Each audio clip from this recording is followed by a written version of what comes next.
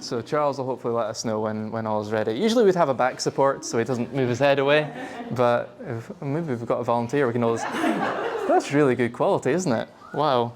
I'm just going to move your water here. God. So first things first, make yourself comfortable. It just so happens that this is a nice comfortable height anyway. Various scopes exist. The ambi ones are all meant to be used with a thumb here anyway. So I'm going to get my view on the screen as well, aren't I, rather than looking at that one. I'll look at this one just in case. Is the quality good enough on there, yeah? Super. So, you okay? Yep. You know what to expect. I'm not going to go through my usual spiel. So I'm going to start... I rest my fingers against the patient's face so I know if they're moving, and also just to keep it steady. So my first step is to just look inside each nostril to see what the lay of the land is. So I'm inside his right nostril, and on the right we've got the nasal septum. On the left he's got an impressive inferior turbinate. The view isn't great on the screen. I wonder if you close the blinds. Thanks, Fergus, for commenting on the impressiveness of my... We'll get a better view on the screen, see if reduce the glare. It's only fair everyone gets to see your impressive inferior turbinate. It's normal. Is that what you wanted to hear? Impressive is fine. Okay, yeah. Oh, that's better. Right, let's see how that's changed things.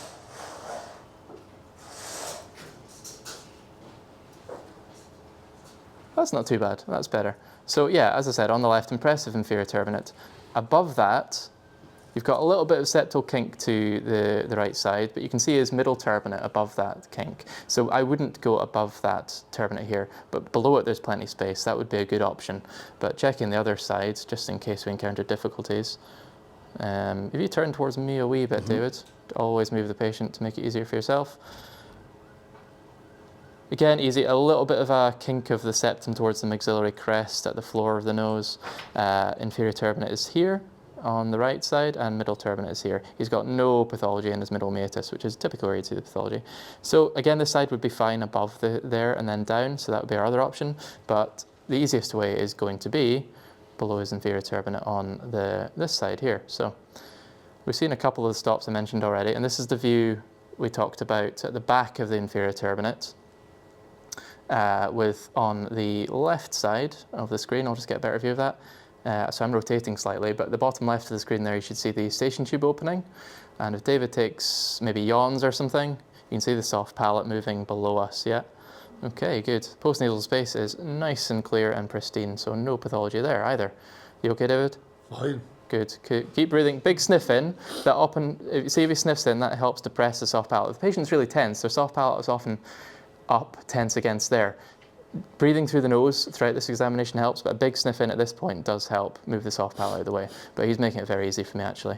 So here's where you want to pause and get a good bird's eye view of both tongue base, and rotating the camera will get you to one side. That's the bottom of his tonsil on the left side. The tongue base, both sides, nice and symmetric, and the bottom of his tonsil on the right side. Fine to have some asymmetry there. The bottom of his left tonsil is slightly more prominent, but that's not a concern. So now you can advance a wee bit just over the larynx, and we can get him to say E. And you can see he's got perfect movements of his vocal cords. They come together nicely. He makes a lovely sound, and that helps us see the the piriform fossa on both sides. The view on the screen on the ambiscope is much clearer than there, but I think you can make structures out there. But this gives us a lovely view of the hypopharynx and the larynx, really. So this is where you might want to squirt your local on via a channel scope. This isn't a channel scope, and we're not going to torture David anymore. But as you can see, this is where you'd do your next bit, and no pathology for David. Oh, lucky you. So we'll come out slowly, gradually, carefully. There you are. Awesome. Well done, David. There are easier ways to get this kind of examination done, I guess.